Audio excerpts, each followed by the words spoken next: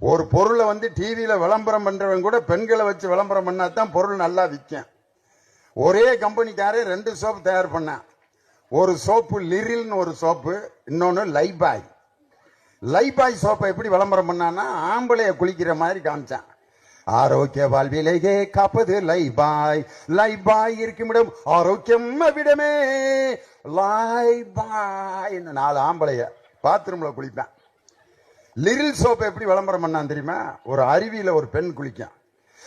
லா லா லா லா லா லா லா லா லா லா லா லா கம் alive with freshness.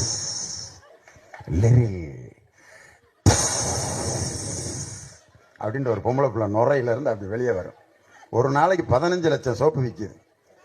ஆம்பளையில வச்சு விளம்பரம் பண்ண லைபாய் சோப்பை முனியாண்டி விலாசில கை கழுவுற இடத்துல வச்சிருக்கான்.